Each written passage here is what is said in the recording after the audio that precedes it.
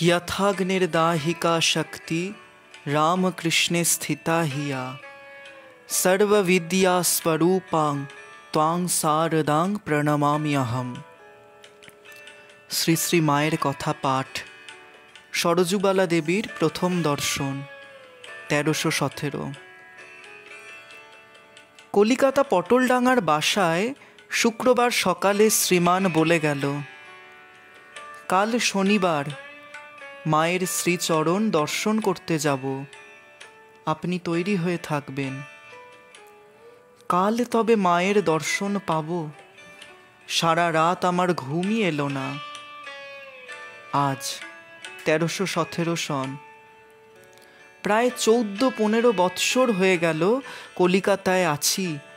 এত কাল পরে মায়ের দয়া হলো কি? এতদিনে কি সুযোগ মিলল? পরদিন বৈকালে গাড়ি করে সুমতিকে ব্রাহ্ম বালিকা বিদ্যালয় হতে নিয়ে শ্রী শ্রী মায়ের শ্রীচরণ দর্শন করতে চললুম। কি আকুল আগ্রহে গিয়েছিলুম তা ব্যক্ত করার ভাষা জানি না। গিয়ে দেখি মা বাগবাজারে তার বাড়িতে ঠাকুর ঘরের দরজার সামনে দাঁড়িয়ে আছেন। এক পা চৌকাঠের ওপর, অপর পা পাপোশখানির ওধারে। মাথায় কাপড় নেই। বাঁ হাতখানি উঁচু করে দরজার উপর রেখেছেন, ডান হাতখানি নিচুতে। গায়েরও অর্ধাংশে কাপড় নেই। এক দৃষ্টে তাকিয়ে আছেন। গিয়ে প্রণাম করতেই পরিচয় নিলেন। সুমতি বললে, আমার দিদি। সে পূর্বে কয়দিন গিয়েছিল। তখন মা একবার আমার দিকে চেয়ে বললেন, এই দেখো মা, এদের নিয়ে কি বিপদে পড়েছি।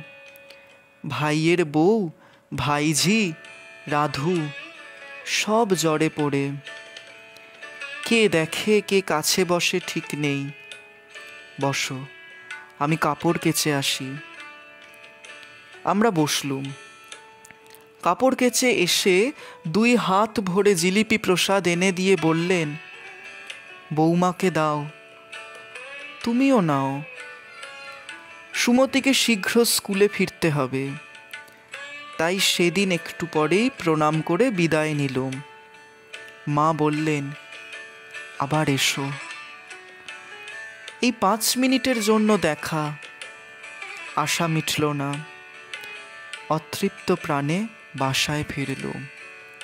ওম শান্তি শান্তি শান্তি। হরি ওম তৎসৎ। শ্রীরামকৃষ্ণার্পণমস্তু।